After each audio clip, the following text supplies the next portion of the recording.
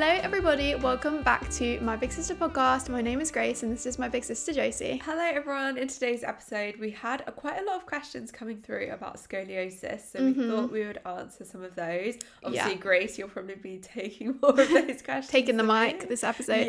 Yeah, so we already obviously did a scoliosis episode in season 1, so if you haven't listened to that, maybe go back and listen to that for some context, because I kind of went through my whole scoliosis journey of being diagnosed and my time in hospital. But yeah, we thought in this episode we would do kind of like a part 2 to that video and go through just questions that you guys have, because I know how scary it can be to be going through a health condition like scoliosis, and I feel like when I was younger I had so many questions and like there was no one to answer them, so hopefully I'm the one to answer all these questions you guys have. So I asked on my Instagram and also on the podcast Instagram, so if you want to be involved in any future episodes, make sure you're following us on there at My Big Sister Podcast. But yeah, let's go into the questions. Josie, you've got my phone, so she's going to be the interviewer of this episode. So yeah, let's get into the questions. Someone asked, how does spinal fusion change how you go to the gym, work out or move your body? That is a good question. I feel like I was never really sure on that, because obviously it's so like different for every single person that has a spinal fusion. Like depending on how much metal you have in your back and where it is in your spine, it can affect your movement like way more or way less. And it's definitely one of the like major things when it comes to having the surgery that the doctors will warn you about. Like obviously if you're someone that is very much a sporty person, or like has a sport they play, or like, you know, has a dream of being, you know, a sporty person or like in a team or something, it is a big thing to consider when you're having a spinal fusion surgery. But a lot of the time, if you have scoliosis anyway, like that's going to affect you playing that sport anyway. So like most of the time it's better to have that corrected than to just leave it, just for the sake of being able to like do certain sports, because you're, you know, if you're doing gymnastics or something like that, it's going to be affected by having a curve in your spine anyway. But yeah, I think for me personally, obviously I have, if you didn't know, if you haven't listened to part 1, my spine is fused from T1 to T12, I'm pretty sure, which is basically like the whole of your back. All the T's. Yeah, all the T's. My spine is fused from the top to the bottom of my spine, so basically I have no movement in that whole area. My back is basically like a hinge, so I kind of just go forward and backwards. When I first had my surgeries, I was obviously quite worried about like being able to exercise again. Luckily for me, I was never really a sporty kid. Like I was not that person growing up that was in any sports teams. Were you kind of secretly happy that you didn't have to do PE? Yeah, like I was not really that, like that part of having the operation didn't really affect me that much, because I was like, I don't really do many sports anyway. So I wasn't that worried. But obviously when it came to like just starting normal exercise again and things just like going on walks or like riding a bike, that it can be affected. And for me, I was told that for up to 2 years after the surgery, you basically have to be very careful with any exercise. Like I wasn't allowed to do yoga for 2 years after. You're not really meant to ride a bike. They do recommend things like swimming and like walking after your surgery, but basically any like intense exercise you're not meant to do for at least 2 years. And there's some forms of exercise where you can't do at all. But for me personally, now it has been like almost 8 years since my last surgery that I had, and I've definitely got back more into the gym and things like that recently. We've talked about it before in the podcast, how we've started going to a new gym, and I've started going to like reformer Pilates and like normal Pilates, and been going to the gym on like the weights machines and stuff. And you definitely can exercise. Like it's not like you just can't ever exercise again. And even things like yoga and Pilates, there are ways to do it. It's just obviously you kind of can know in yourself your own restrictions, and sometimes a teacher will tell you to do a certain movement and you just know in yourself you won't be able to do that, so you just kind of have to sit those things like out. You've been finding Pilates a bit easier than yoga, because most of yoga is about twisting your spine, whereas Pilates, especially on reformer, you're lying down a lot, so your back is straight a lot of the time. Yeah, I definitely feel like if you do have a spinal fusion, in my experience, yoga is a bit harder, because as you said, it's more kind of actual bending, whereas I feel like Pilates a lot of the time is more kind of like straight movements, and you're kind of, you know, your legs are straight, your arms are straight, and you're moving them, and it's less kind of like bendy. Obviously there is still bending in Pilates, but yeah, I have been enjoying doing reformer Pilates, and I definitely think reformer is really good for spinal fusions, because you have the bed to like help, you know, lift your back, or to help carry, you know, certain movements that you couldn't do in mat Pilates because you couldn't bend that way. Well, it was actually designed for people in hospital who couldn't move, so I think that's why it's like so good. Like like you can make so many with... adjustments to like depending on whatever medical conditions you have. So yeah, I would really recommend reformer Pilates if you do have a spinal fusion. Obviously not straight after your surgery, and it's something you should discuss with your doctor before trying it. And reformer Pilates is unfortunately very expensive. Yeah, that's what I was gonna say. Yes, but in a weird way, like if you're spending a lot of money on physio, maybe like taking some of that budget and putting it into reformer potentially could be an option. Yeah. And also like when I have done mat Pilates, that does help as well with like back pain and things like that. So yeah, you definitely can still exercise. Obviously it just depends on like how much of your spine is fused. Some people, if you only have like a few vertebrae fused, you're going to be able to bend like pretty normally. It's just unlucky that I obviously have most of my back fused. But yeah, it really depends on each individual person. But you definitely can still play sports. You can still, even like after you have recovered, you can go back to PE in school if you want to and like join in and do things like rounders and netball and things like that. Obviously just being more kind of cautious and careful around your back, but it's definitely not like you can never exercise again. Like you can still do a lot of things, because that would be bad for your back in other ways, like just bad for your general health as well. So yeah, like the doctors encourage you to move as much as you can after your surgery because you want to get those muscles back working again. So yeah, that's what I would say in terms of like spinal fusions and exercising afterwards. Someone asked, are you worried one day it will affect you again or you'll need another surgery? Yeah, I think this is like a big worry that's always kind of in the back of my mind, but I was made like aware by the doctors. They basically said that because my spine is fused, basically the whole spine, and obviously I had 2 spinal operations, there's basically no spine left to curve. So it's not like my scoliosis could ever really come back. It's more just that like there are risks in the future of like obviously the metal work, something going wrong with that, or like, you know, but with any operation and with any medical condition, there's always a chance of something going wrong, but they're not going to do a spinal fusion if there's like more risks in the future than it's worth, you know, that you're helping. So I always just think like if the doctor's telling you to have a spinal fusion, it's for your benefit, and they're not going to make you do something that isn't going to be helpful and like is going to be too risky for later life. But obviously I do worry about things like, I know it can affect childbirth and things like that. Like if I do want to have kids, it can be more risky to have a pregnancy with a spinal fusion. Those are the sort of things I'm just going to have to deal with in later life. But honestly, like the way that my scoliosis was, the curve was so severe that if I didn't have the surgery, I could have died or had like very severe lung and heart complications. So I'd much rather take these potential issues, which might not even be problems in the future, than have those issues which definitely would have caused things wrong with me in the future. So with the metalwork, does it like deteriorate, or is it just it's going to be with you for the rest of your life now? I think, you know, if everything goes well, you just have it in you for the rest of your life. And I always do think if you got cremated when you die, like there's just going to be bits of metal left behind. That is quite strange to think about, isn't or like in like 1,000 years, if someone digs up my body, it'll be I think that there was like androids walking around. Yeah, it's quite funny. But yeah, generally like you just have it in your body. But actually when your spine is fused, you don't actually need the metal work once it has settled in your body and like, you know, settled in, your spine being in that place. You actually could get the metal work removed and your spine would not curve again.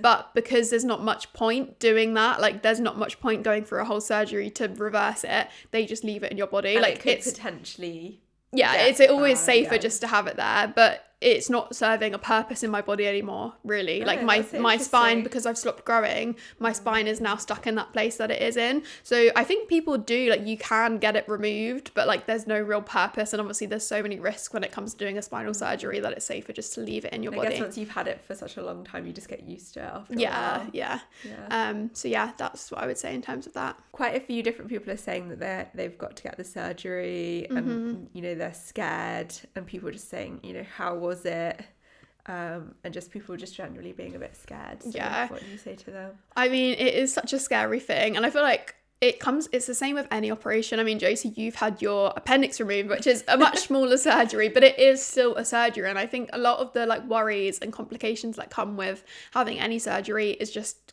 going under anesthetic and things like that. And like I feel like those are a lot of the things I was actually more worried about. Like I remember when I was younger, I was so worried that there would be like a fire in the hospital while I was having the surgery, and I still don't really know. I'm gonna Google that one day. Like what happens if you are in the middle of having a surgery and there's a fire? Yeah, that's true. Do they wheel you out? Do they cover you? Like, do they stitch you back up and then wheel you out? I think they've probably got very good fire protection in Do you think it's like a fireproof room? Yeah, it's probably a fireproof room that you can do. Or like surgery what if there's maybe not something. even just a fire, like, you know, like some sort of threat where you have to leave the hospital. An explosion. Yeah, or like I think you've got other things to worry about someone at that point. like a threat. I don't know. Like I always wonder like what happens in that situation. I'm gonna Google that because I'm sure you can Google it. Like what happens? Like do they have to finish the operation then take you out, or do they have to like just put some blankets over you? Yeah, and like what's the routine supposed to be? Yeah, I'm gonna have to find someone that's if anyone listening is a surgeon, please let us know, because I'd love to know that. But it is kind of weird, just like even when I had my surgery, because I'd never been under general anesthetic before, just having someone be fully responsible for your body, because I have issues with my back, and I remember being really stressed, like when you move me onto the bed, like make sure you don't like knock my back, because I could like have like a fracture or something, and I was really, really stressed about it. And then when I woke up, I thought they'd like fractured me because I was in you were in pain. And it's just something about having a complete stranger be in complete control of your body. It's really scary. It does make you so thankful for the NHS though, the fact that like it's all free as well, and like those doctors are literally doing as much as they can to help you, and like they don't know you, like it's so it makes you so thankful for like those people that are literally like putting blood, sweat and tears into making you better, and like they don't know you, like that's just their day job, and like it makes you really appreciative of like those people that put so much effort into like fixing you and like being there for you in that time. But yeah, in terms of surgery, I mean in the first episode that we did about scoliosis, I went a lot more detail into like the exact time and like what I went through in hospital. But I would say just like, I'm always bringing out the quotes on this podcast, but a quote that I do love, which I did used to think about when I was at uni, but it also applies in terms of this, is the only way out is through. And if you do have to have spinal surgery, like there's nothing you can do. Like obviously maybe yes, you could say you don't want it, but like, you know, if the doctor's telling you you need the surgery to potentially save your life, you're gonna have it, and the only way out of that is to just keep pushing through. And I think something that would help me was, I remember have you seen the TV show Kimmy Schmidt? Unbreakable Kimmy Schmidt. Maybe like one. I used to love that TV show, and I actually watched it when I came and stayed with you in Sydney, so you probably saw it on the telly. I remember the first time I came and stayed, I was watching it all the time. But in that show, I remember there's a scene where the like older lady is saying how like you can stand anything for just 15 seconds, and like you just count 15 seconds, and then once that's over you count another new 15 seconds, and like you can stand anything for 15 seconds. So whenever I was having like a really painful time or like going through something in surgery or in the hospital, I remember just counting like 15 seconds. Like when I was having my stitches out or anything like that, I was just like, you can get through this for 15 seconds, okay, 15 more seconds, and that is something that did really help me. And also what used to help me was imagining yourself in the future like recovered, or like imagining, like I remember when I got my stitches out, that was really painful. I was imagining me walking out that doctor's room and like imagining, okay, I'm gonna put my top back on, I'm gonna put my hoodie back on, I'm gonna walk out to my car, what am I gonna do after? And just imagine like the things that you're going to be doing in the future, and tell yourself, I know that that's gonna happen. Like even if right now I feel like, oh my god, this is the worst thing and like I can't make it through this, but remember, like, no, there is a version of you that gets out of that hospital and goes back home and lives a normal life, and you are going to reach that version of you, and just keep like looking forward to that version of yourself. And I think that really helped me when I was in hospital, to think like, okay, there is a version of me that's going to live a normal life and is going to be like recovered from this surgery and get through this. And it, you know, always comes true. Like you just, the only way out is to go through it. And it's going to be horrible going through it, and it's not going to be a nice experience. I'm not going to say like it's a great time, because it's not. But I honestly think like I've gone through it twice and I'm still here standing, and I live a normal life now. And like if I look back to me in hospital, like it's so nice to think like, you know, I'm living a normal life now. So I would always think towards that, and like think of your future self and why you're doing the operation and the things it's going to help you with. And just try and focus on that when you're going through like the worst times during your hospital stay. There's been a few people who have asked for it sounds like they're maybe unsure if they have it. They're saying, what are the signs and how do I know? Like they think maybe they might have it, but they're not sure. Yeah. I think it can be so hard. I feel like scoliosis is not like checked for, at least in the UK. Like I was never checked in school. I was never told about it. I was never really educated about it. I actually have mild scoliosis, but nowhere near as bad as yours. Yeah, you didn't even know you had it until I was in my like mid-20s. Yeah, and I think like our mum had an x-ray recently and they found out she has scoliosis on her x-ray, and it's something like a lot of people just don't even know they have it, like because if you have mild scoliosis where your curve is not as big, like you might just go through life not knowing, and you might have like funny symptoms that you don't realize are actually linked to having scoliosis, like things like if your face isn't very symmetrical, or if one of your shoulders is higher than the other, or if one of your legs feels longer than the other. All those things can be because of scoliosis. So if you are recognizing any of those symptoms I'm saying, definitely go get it checked out. Like you can just go to your GP. If you're in the UK, you can go to your GP and just get an x-ray and ask for one, ask to be referred, because it's always better to be safe than sorry. And like things like scoliosis, the earlier you catch it, the better chance there is at having it fixed and having a normal life. So if you are in any way worried, or if you have children, if you have a family member that you think maybe their back looks a bit wonky, please go and get it checked, because it's way better to be safe than sorry. And like, you know, if you have an x-ray and you don't have it, that's fine. Like, you know, you've found out then, and you can stop worrying about it and take it out of your mind. And then if you do have it, obviously you can start having treatment early. But yeah, when I was diagnosed, if I had been diagnosed a lot earlier, I might not have had to have such major surgeries. So yeah, always making sure to go get it checked if you are in any doubt at all. And also it's more common in girls. So if you do have daughters, if you have a niece, or just anyone growing up, a girl who's like, you know, a young child, always be checking their back. And it's something that you should always be looking out for, because I had no idea about it, and like our parents had no idea about it. But if they had seen it, like actually when I look back at like old pictures of me and like videos of me on holiday, I can actually see it now. But obviously at the time, if you don't know what it is, you're not going to notice it. So I think always looking out, like if you do have children, when you're on the beach, you know, just check their back and like see, you know, if one of their shoulders is higher up than the other, then go and get them checked, because it's always better to be safe than sorry. And what are some things that you can check with, or like yourself, because I know it's kind of hard to look at your own back, so is there a way to check yourself? Yeah, so the main way that they will like see initially at the doctors is just to get you to bend over, because if you bend over, your spine's obviously going to come out a bit more. So if you get a parent or a friend or just someone that you trust, take your top off or wear a backless top and just bend over, and then your parent or whoever it is can check if there is a curve in your back. Maybe you can even film yourself. Yeah, like that's one of the main things that they do to check. And I know in a lot of countries they check everyone's back, like the school nurse will come at a certain age and check everyone's back for scoliosis. And I feel like that should definitely happen in the UK, because it is such a common thing. Like 3% of the population have it, so that means, you know, in every school there's at least a child with it that might not know about it. So I think it should be something that we should be campaigning for and trying to get, you know, taught in schools, because it's something that definitely needs to be more known. Someone says your scar has faded really well. Did you do anything to make it fade? So in terms of my scar, I actually didn't do anything at all. I remember I was just really worried that like if I did something, it would somehow make it worse. And like I know my mum was like always trying to be like, do you want me to get you some bio oil and things like that? And I remember just at the time being so like embarrassed. And when I first had the surgeries, I never showed my back. Like I was so embarrassed of my scar, so I was kind of like, I don't really see the point of trying to make it better, because like I'm never going to be comfortable enough to show it anyway. And I was so just like awkward and insecure. Like I didn't want my mum to like help me put cream on my back or anything like that. So I just honestly did not do anything.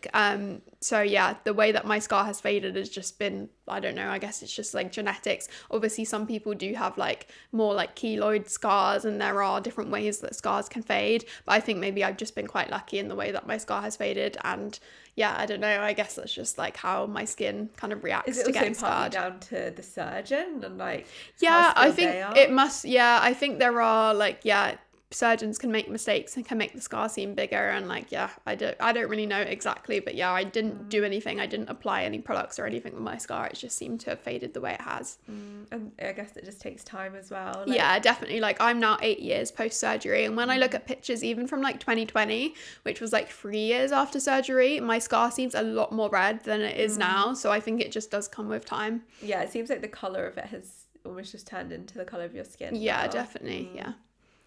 Someone said, I'm really insecure about it. It's really obvious and noticeable. How can I be confident and stop hating it?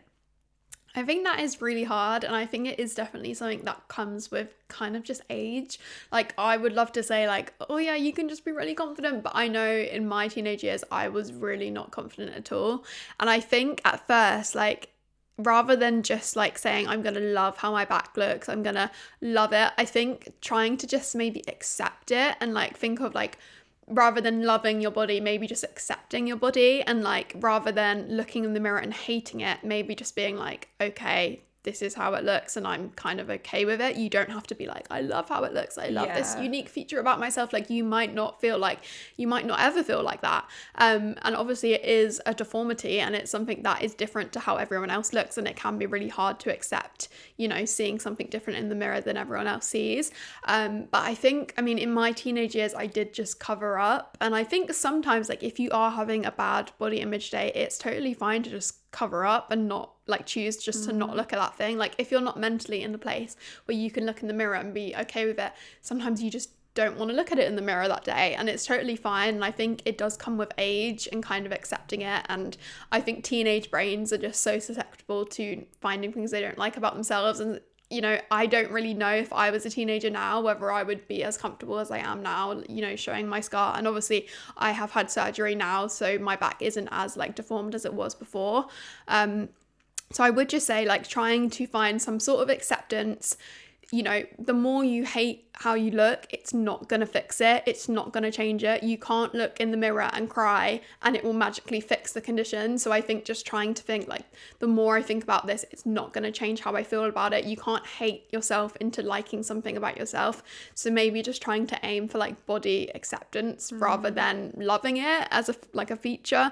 Trying to just think, okay, this is what I've got, and like I can't physically change it. You're not a surgeon. You can't fix it on yourself. And hopefully you can have treatment to try and fix it if it is quite prominent. But I think just trying to just think, this is what I've got for the rest of my life. And I can either spend the rest of my life feeling sad and depressed and seeing it as this really bad thing that's holding me back and like, you know, wishing it wasn't there. Or you can spend the rest of your life just thinking, this is just something, you know, it's the same as if you've got brunette hair, that's something you were born with, like the same as, you know, so many different features that everyone has that are different. So just trying to accept it and just think, you know, I could spend the rest of my life feeling bad about this, but wouldn't I rather spend the rest of my life not feeling bad about it and not worrying about it? So yeah, I think just trying to aim for like accepting it rather than maybe loving it. Maybe feels like a bit of a stretch, especially if you're in your teenage years. But yeah, trying to like accept it, I think is a good kind of route to take.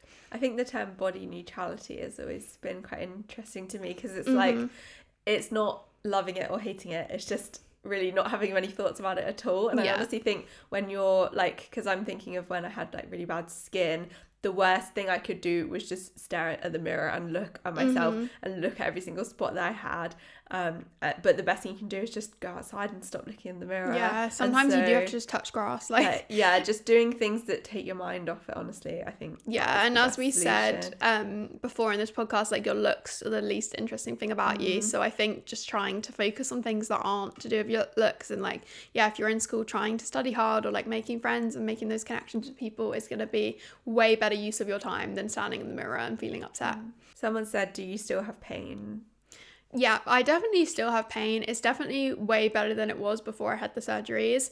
But I definitely do still get back pain. It's definitely like something I can live with though. Like, and I feel like after having so many surgeries in my childhood, I have a pretty high pain tolerance. So like things like that I can generally deal with. The times that it gets really bad is if I'm sitting in the same seat for way too long. So like if I'm on a plane for like 12 hours, or even just when I'm in the cinema, sometimes if it's a long film, that's when it can get quite painful. But the way to fix that for me is just to get up and walk around, and also lying flat helps a lot. So I try to just avoid those situations where I'm going to be in, like, I don't often take long plane rides. I don't go to the cinema really ever, apart from if it's like a premiere or like a work event. So I just try and avoid situations where I will be in a lot of pain. Even filming this podcast, though, sometimes I need to say my back's get starting to up hurt from sitting down on this chair. Yeah, honestly. But also when I'm like holding a bag that's too heavy, my back does hurt. But I think a lot of these things are just things that most people's backs would hurt in these situations. Maybe the pain is a bit more because obviously I have problems with it. But yeah, generally I don't have that much pain, and like I know which things are going to hurt my back, and I just avoid those things generally. Someone said, what are your best tips for managing a spinal fusion post-op? They had theirs 10 months ago. First of all, I hope your recovery is going well. If you're 10 months post-op, I would say the main thing that you need to do is just keep giving yourself time to rest. I think after a surgery like that, a lot of the time you can feel like, oh, I feel fine. Like, actually, I'm going to go back to work or go back to school and like do everything I was doing before. But I think just learning that like this is the, you know, in the grand scheme of your life, you've got 100 years to like do all those things, and just giving yourself, I think 2 years is what I was told by the doctors, that you need to take things really chill. You don't need to be exercising loads after your surgery. You don't need to be doing all these crazy things, and giving yourself time to rest. I mean, I think it's the same with like any surgery. Like I feel like after you had your appendix surgery, Josie, you like needed to rest a lot more than you probably thought at first, or like you realized. Like back to exercising for like almost 6 months afterwards. Yeah, I just wasn't feeling well enough. Yeah, I think like the knock-on effect from all the like drugs that you were on, and like also just like the mental side of things as well. You just need to let your brain breathe and your body to breathe and like relax and repair itself, because you can cause yourself more injuries by, you know, getting back into exercise too fast afterwards. So it's much better for your body if you give yourself that time to rest. And then, yeah, when you do start to kind of gradually build it back in, I guess just accepting that you're not going to be able to get back to that as same much level as what you were doing before, and that's okay, and you will get there eventually. It's just going to take time, and it's okay, and like your body has changed, but it's ideally for the better, and you know, you will get there in the end. It's just not always the easiest thing straight away. Someone says, any advice for a girl with pre-scoliosis so it doesn't get worse? I would just say just listen to your doctors and like make sure you're keeping up with them, make sure you're going to all your appointments, because they're the people that are going to know best, and there's not much really, unfortunately, that you can do. Like I know there are lots of different kind of like chiropractors and these sort of medical professionals that will say and might even try to sell you like courses. Like I know there's a lot of like physios who might say like they can help stop your scoliosis, but 99% of the time it's something you're born with, and it's a genetic thing, and you're kind of destined for your curve to get worse, obviously, before you have medical intervention to help stop it. So I would say just listen to your doctor and like follow what your doctor says, because I feel like there's a lot of I've seen a lot of ads for, I think there's this one that you can attach it to your back and it beeps if you're not sitting up straight or something. Yeah, it's like it vibrates to tell you to sit up straight, and all of these things for like posture, but they're designed for people who just have normal backs but are just not genuinely not sitting up straight just because they can't be bothered to. But that's very different to having scoliosis where you physically can't sit up straight, or it's very, very difficult to. So yeah, just don't really rely on any sort of snake oil type thing that is like trying to sell you a cure for bad posture, because if your bad posture is from scoliosis, it's not going to be cured by any of these devices and things. And I think it can be really annoying and like upsetting when you see all this misinformation online, or like people, or even people in your personal life might not fully understand the causes of scoliosis, and they might say like, you need to sit up straight, like, or I remember people saying to me like, it's all the time you're on your phone, like, and honestly like it's nothing to do with lifestyle. Like I would have got scoliosis no matter what I did in my life, and no matter how much I exercised or how much I stood up straight, I still would have needed that surgery. So I think just coming to terms with that and realizing that you just need to listen to the medical professionals involved and do what they say, because they know best and they've dealt with lots of people with similar things, and trying to follow their advice is what I would say. Someone said, what are the everyday struggles of wearing a back brace? How often do you need to wear it? I'm getting mine in a week. Getting a back brace is a really scary thing, so I'm sorry that you have to go through that, but if the doctors have told you that you need it, then you definitely should wear it and should follow all their instructions. For me personally, I had to wear my back brace for 23 hours a day, so that basically meant I was always wearing it, apart from when I was showering I could take it off. And obviously you don't have to follow that like exactly to a T. I know some people like might get told by their doctor to only wear it 12 hours a day. I know there have been a lot of studies on like the advantages of just wearing it during your sleep, because if you do wear it, obviously half the time it's going to do something. So I know that there has been some studies based on like people that they might not recommend wearing, like someone that doesn't have a severe curve, they could just wear it at night to help it a little bit. And I know there has been all sorts of studies on that, but obviously if you have a very severe curve, you're probably going to be needing to wear it all the time, and it is a very annoying and very frustrating thing to be wearing all the time. It's uncomfortable, it's hot, it's not fun. But I would say if you are getting a brace soon, I would say when you get it fitted, make sure you speak out. If it's uncomfy, if it's rubbing in places, definitely try and tell them, and they will be able to shave bits off or add padding, because when I had my brace, I was too scared to like speak up about the bits that were hurting, and I just kind of had to deal with it. And then after wearing it for so long, I literally have bits on my hips now which are kind of numb from like the rubbing, and yeah, that's something I'm gonna have my whole life because I didn't speak up at the time because I was too scared. So yeah, I think trying to speak up if you do have any problems with it. Also, in terms of just what you want to wear with your brace, definitely go out and buy lots of vest tops and things you want to wear underneath. If you're in like a colder climate, wear like long sleeve tops underneath. If you're in a hotter climate, then just vest tops probably is going to work for wearing underneath, because most braces you can't just wear on your bare skin because it will rub. But yeah, I would say just listen to what your doctors say, and yeah. How can I make going back to school after the surgery easier? I think going back to school after the surgery is very hard. And like, I remember I was told I could not like lift a bag heavier than, I think it was like 500 grams at first, and then it was nothing. A kilogram. Yeah, so then I had to like get my friends to carry my bags for me after the surgery, and there was a whole list of things that like I remember the doctor wrote a letter to like my head of year, and they had to like follow all these things. Like I wasn't allowed to sit on like, you know, in like science you'd sit on like the bar stools in the lab. Like I wasn't allowed to sit on those, and like all these sorts of rules of like the height of your chair.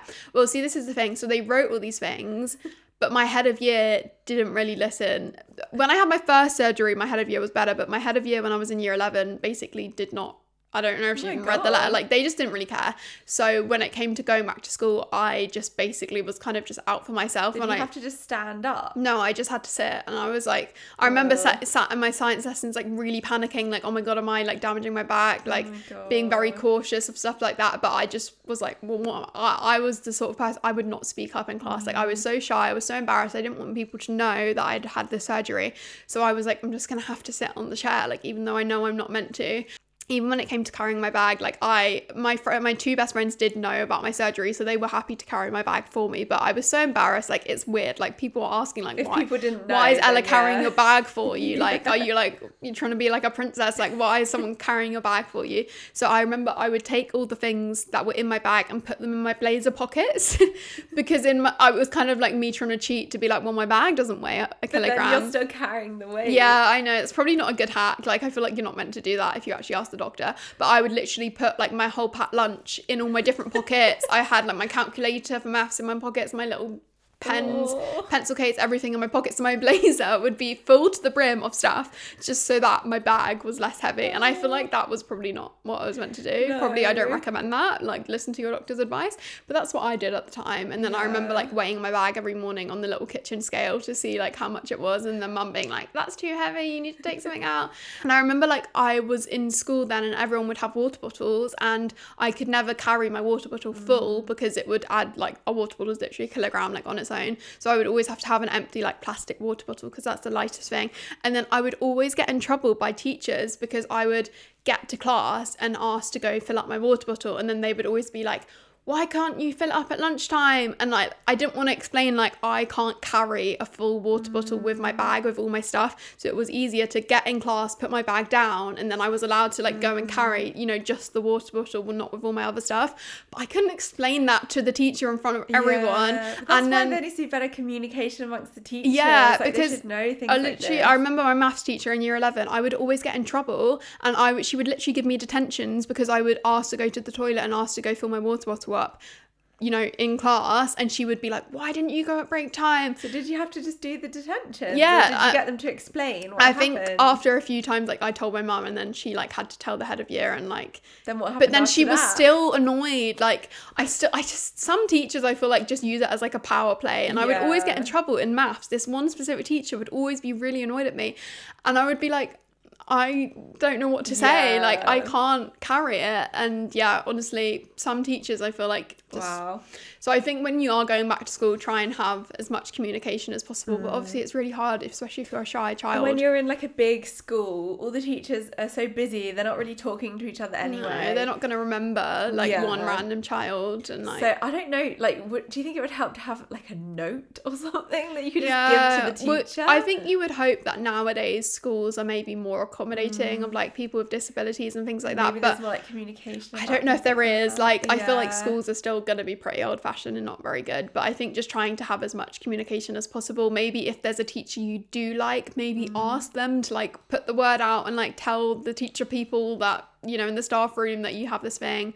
But yeah, I think it is just really hard. And like the whole school environment is not set up for people with like disabilities or people with problems like that. So I think...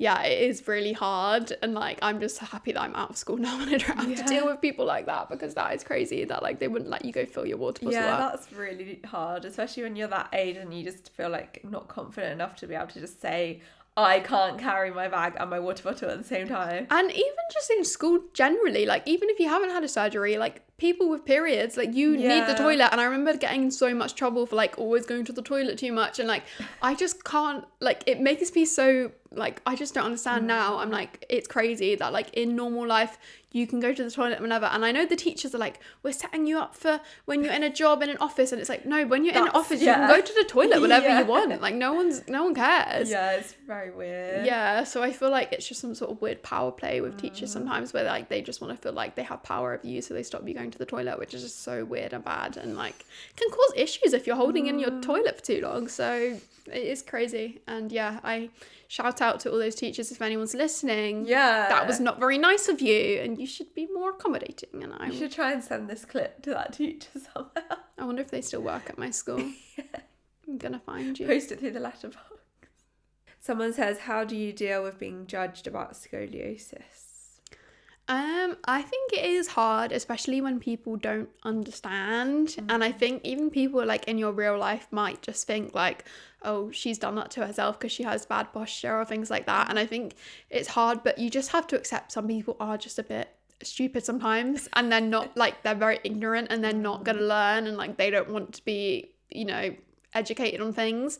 And the same thing with like people in my comments, like all the time in my comments I always get comments like, you've got bad posture, or the clothes would look better if you had good, like the amount of comments, I must have had millions of comments about my posture, like honestly. Luckily, people are quite quick to defend you because they know your background. Yeah, so. I feel like now, because obviously a lot of you guys very nicely in the comments will reply to people, I don't have to do it. Like people are, you know, I will see a comment and people would have already replied like, she gets scoliosis. But yeah, I think definitely back when I first started posting on social media, it did affect me way more, and I felt the need to reply to every single comment, like defending myself. But I think now, I just think if you're that ignorant, like, it's not my job to educate you. You've put enough information out there at this point. Like, yeah, me posting videos about my condition hopefully is educating people enough. And like, if people aren't seeing those or listening or fully understanding, that's their problem, not mine. And like, I know the people that matter to me and the people that are close to me in like my life understand what I've gone through and understand how hard it was, and don't make jokes about it. And if people that I'm friends with do make jokes about it, then maybe I don't want to be friends with them anymore. So yeah, that's what I would say in terms of that. And like, yeah, if you do have people close to you that aren't understanding, try and talk to them. If they don't get it, then maybe you don't want to be close to them anymore. So that's what I would say. When you were younger, you were saying like you didn't want anyone to know. Why do you think you felt like that? Were you just really, really shy, or like what were you worried about of them finding out? I think I was just so shy, like I didn't want any attention on me for anything. So having this whole medical condition that no one knows, I didn't want people to know about. And like I would, like in school, people do get bullied if they have something different, and that's not nice and that's not the way it should be. But I think I was just so scared of like being, you know, having something different about me, and like, yeah, so I think that's why I didn't want people to know, really. Okay, I think that's all the questions we have time for. I feel like we have been very informative. And actually helpful. Our backs have started hurting because we've been sat recording too long. So we've got to go. Josie's going to Pilates after filming this. So hopefully you can stretch your back out. Yeah. But yeah, I hope you guys really enjoyed this episode. Hopefully it was helpful. As always, we are not medical professionals, and please do speak to your doctor if you need any advice regarding scoliosis. But hopefully this was helpful or gave you a bit of comfort or just entertainment. But yeah, I hope you guys are doing really well. Hopefully you're having a good week, and we will see you next Wednesday for another episode. Bye guys.